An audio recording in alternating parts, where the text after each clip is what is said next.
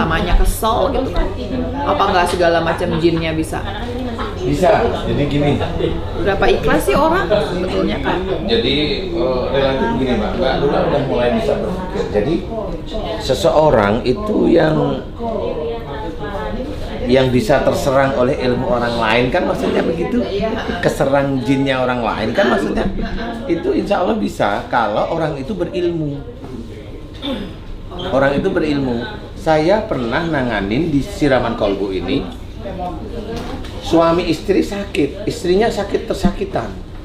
Nggak taunya waktu di depan itu dua-duanya kan maju diantar nih, istrinya diantar nih sama suaminya. Waktu saya lihat istrinya, nggak taunya istrinya itu diserang ilmu suaminya. Ilmu tuh maksudnya ilmu hitam. Ilmu, mau hitam kayak mau putih itu ilmu. Nah, suaminya itu jebolan pesantren dia hobinya. Oh, gitu. Nah, karena dirinya memang tidak ada tuntunan. Saya cara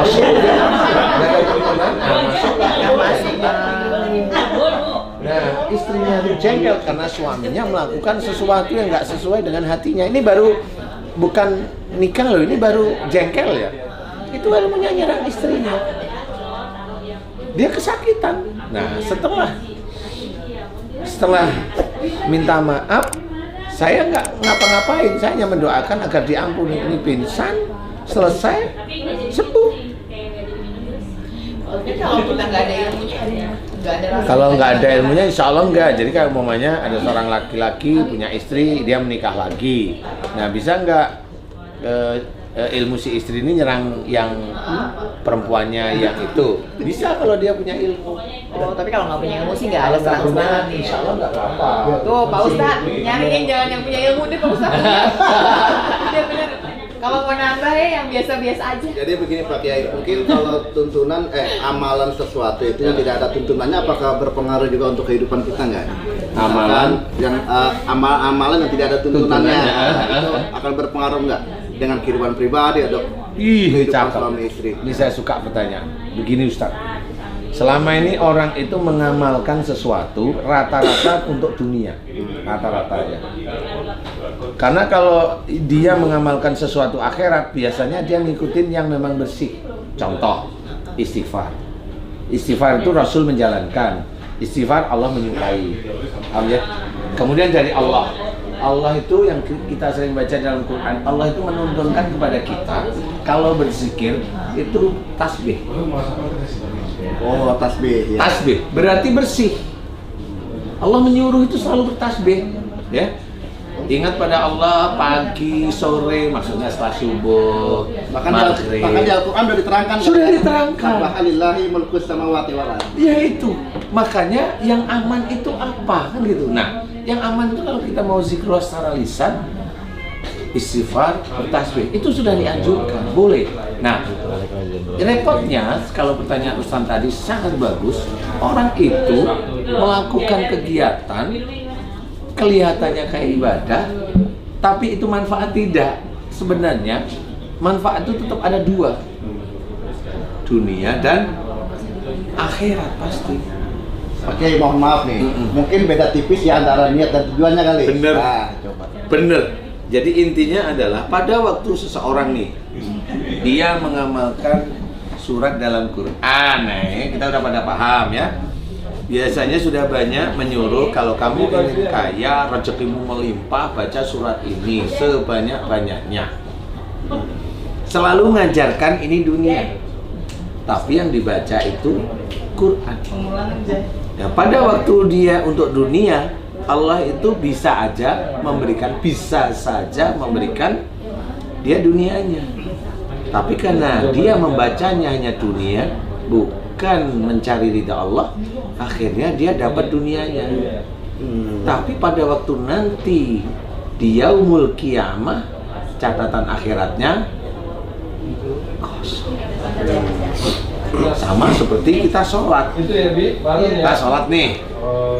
Ini tes sholat. Coba kamu sholat duhur, padahal belum waktunya duhur kan. Dia sholat duhur kan mulai dari niat.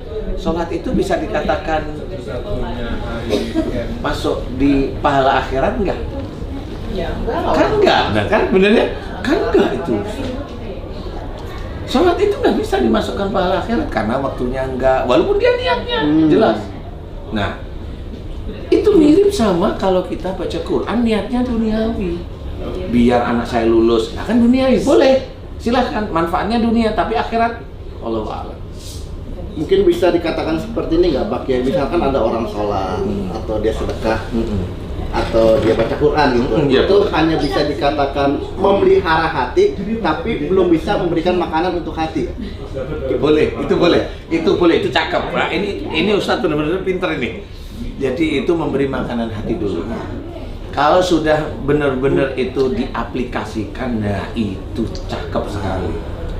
Nggak akan menjadi vitamin. Itu akan menjadi vitamin yang itu nanti akan diterima di akhirat. Walaupun sebenarnya Ustadz membaca Quran sendiri karena Allah, walaupun membaca itu tetap dapat pahala. Tapi membaca Quran niatnya lillahi ta'ala, hanya mencari ridha Allah, nggak ada apa-apa, disitulah nanti kuatnya. Jadi kita mengikuti gayanya Allah. Kita disuruh mencari akhirat, nanti dunianya kan mengikuti. Itu yang jarang dipergunakan oleh orang. Berarti sholat, tapi lakukan apa yang di dalam sholat. Betul. Kita baca Quran, amalkan apa yang di dalam Al-Quran. Betul. Cocok. Makanya itu masuk ke tahap inna salata tanha anil fasya'i wal munkar. Jadi sholat itu bisa mencegah dari perbuatan keji dan mungkar. Kenapa? Karena pada waktu dia baca Quran di dalam sholat, bacaan kan macam-macam tuh. Pastikan banyak nasihat baik dari Allah Ta'ala. Disitulah dia jaga. Disitulah dia mengerjakan. Sehingga sholatnya utuh. Sehingga disitulah yang namanya sholat itu tiang agama. Tiangnya bagus tanpa keropos. Karena tanpa keropos kenapa? Dia tidak marah. Tanpa keropos kenapa? Dia lemah lembut. Tanpa keropos kenapa? Dia menghargai istri. Dia menyayangi anak. Dia sayang sama orang tua. Dia sayang sama yatim piatu. Nggak keropos. Makanya di situ seorang yang sholatnya utuh, sebenarnya dia paham Quran, dia baca, dia ngerti yang dia baca. Sehingga dia jaga mulut, mata, telinga, fisiknya dia jaga. Sehingga itulah yang sering kita dengar sholat yang agama itu. Jadi mungkin Al-Fatihah sebagai suatu surat yang wajib dikatakan hablum minallah. Iya. Dan disunahkan oleh Rasulullah, bacalah ayat, itulah penjabaran dari hablum minannasnya. Insya Allah betul itu. Nah kalau bisa, apakah kita harus cari surat yang minimal kita tahu artinya untuk menuntun hati kita? Betul. Gimana? Betul. Betul itu. Karena memang kalau zaman dulu kan, zamannya Rasul itu kan banyak orang penghafal Quran. Nggak apa-apa, memang seperti itu keadaan. Nah pada waktu saat ini godaan dunia itu lebih besar daripada ilmu agamanya. Jadi walaupun kita itu dapat sedikit kita dapat sedikit, amalkan langsung.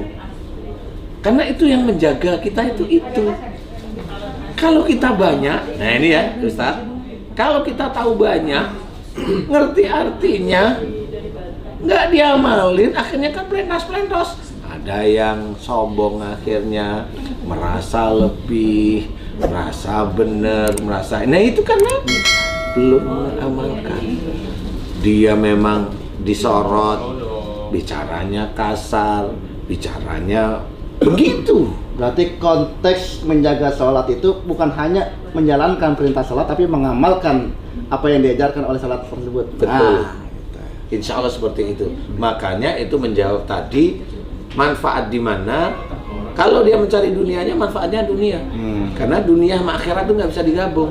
Tetapi di dunia inilah kita belajar menjalankan untuk mendapatkan akhirat sebenarnya.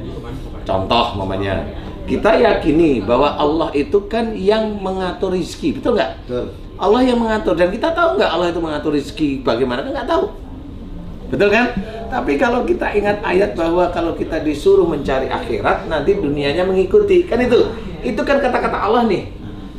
Maksudnya ada, kita kerjakan semuanya karena Allah Ta'ala. Nanti Allah itu mengatur rezeki kita, ditoto, ditata. Sehingga nggak perlu kita itu baca surat ini biar kaya. Enggak. Ditata. Jadi tidak ada sesuatu yang harus ditakutkan kan? Karena innallaha la yakhfa syai'un fil ardi wala fis sama. Kamu gak usah minta, Allah lebih tahu keinginan kita. Sebenarnya bener itu. Makanya kalau kemarin saya ditanyain Ustaz, kalau nggak salah Mas Bobby, doanya gimana? Saya doa nggak aneh-aneh kok. Doa nggak banyak, hanya doain keluarga, doain orang tua, doain saudara-saudara kita Muslim. Satu doa saya, ya Allah. Doa saya itu cuma gini, ya Allah mudahkan segala urusan dunia dan akhiratku. Itu doa. Walaupun pakai bahasa Indonesia, kalau paham banget udah ya. Itu sangat paham. Karena bagaimanapun juga doa ini kita urut. Doa ini kan mohon dimudahkan segala urusan dunia, jangan lupa, dan akhirat. Jadi kita mencari dunia untuk akhirat sebenarnya. Kita dunia untuk akhirat. Jadi pada waktu kita melakukan keduniawian itu kita jalankan bahwa itu untuk akhirat. Bagaimana? Harus lillahi ta'ala. Walaupun kita dakwah, ya kita dakwah itu jangan bilang dakwah kita itu akhirat nanti dulu. Karena di sisi dakwah kita ada kesombongan. Mana akhirnya jeblok dakwah kita. Kalau di sisi akhirat, akhirnya kalau kita dakwah kan kita nggak ingin merasa lebih daripada jamaahnya. Kita kasih tahu ini yang datang ini mamanya bapak ibu yang mohon maaf ya bukan mau ini kayaknya saudara kita yang di bawah nih. Berarti kita kasih yang mereka gampang menerima. Yang gampang menerima. Yang gampang menerima. Mudah dimengerti. Mudah dimengerti, tapi itu tauhid. Nah, disinilah yang harus kita ketahui, semuanya unsurnya akhirat. Nah, kalau sudah unsurnya akhirat, ayat itu masuk. Nggak usah minta, cuma mohon dimudahkan aja. Dunia dan akhiratnya. Mau belajar agama dimudahkan. Bukan pinter. Enggak, saya nggak minta pinter. Saya mohon dimudahkan. Mau mencari uang, ada halangan. Saya nggak ingin hebat dengan jago bisa menghalangi ujian itu. Enggak. Saya hanya ingin dimudahkan.